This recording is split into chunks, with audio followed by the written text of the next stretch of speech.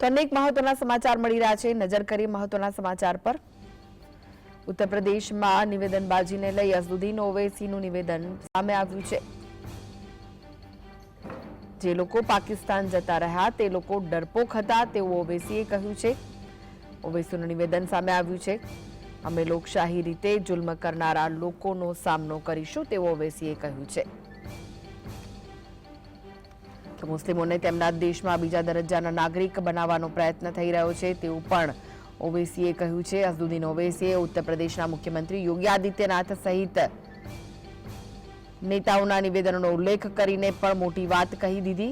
તેમણે મુસ્લિમોને ભારતમાં બીજા દરજ્જાના નાગરિક બનાવવાનો પ્રયત્ન થતો હોવાનો દાવો કરતા કહ્યું કે અમારું આત્મસન્માન છીનવાઈ રહ્યું છે। એવું કહેવામાં આવી રહ્યું છે કે તમે સેકન્ડ ક્લાસના શહેરી રહેવાસી છો। યાદ રાખજો, અમે તમારી સામે લોકશાહી રીતે લડીશું અને તમે હારી જશો।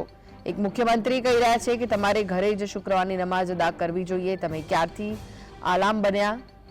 હવે આપણે તેમની પાસેથી ધર્મ શીખવો પડશે કે અમે ઘરે શું કરી શકીએ।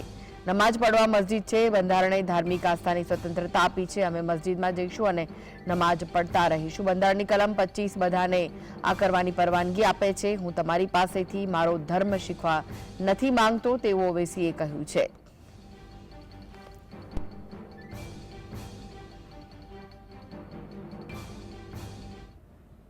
कोई कहता है कि जिस तरह मस्जिदों को कवर से कवर कर दिए, तुम अपने सर को कवर कर लो, मत निकलो।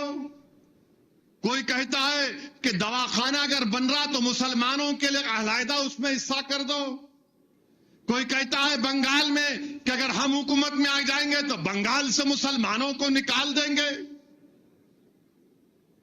अरे मेरे भाई, वो डरपोक थे जो पाकिस्तान को भाग गए। ये जियालों की औलाद है, भागने वालों की औलाद नहीं है। हमारे आबो अजदाद ईमान की दौलत से माला माल थे। उन्होंने भारत को अपना वतन माना और मानते रहेंगे। तुम यहां भिजा दो, वहां चले जाओ। अरे क्या कोई गली से निकल के वहां बात कर रहे? तुम अपना घर छोड़ के दूसरी गली में नहीं आते, नहीं बोलते वहां चले जाओ। अजीब अहमद खाना गुफ्तगू कर रहे हैं। यह बताया जा रहा है कि तुम दूसरे दर्जे के शहरी, हम दूसरे दर्जे के शहरी कभी नहीं बनेंगे। तुम लाख बोल लो, हम तुम्हारा जमहूरी तरीके से मुकाबला करेंगे, मुकाबला करते रहेंगे और इंशाअल्लाह ताला तुम हारोगे। घर में बैठ जाओ। नमाज, एक चीफ मिनिस्टर बोल रहे नहीं जुम्मे की नमाज घर में भी पढ़ सकते। आप कब से फजीलतुल शेख बन गए? आप कब से अल्लामा बन गए? ये समझ में नहीं आया। अब दीन मैं इनसे सीखूं?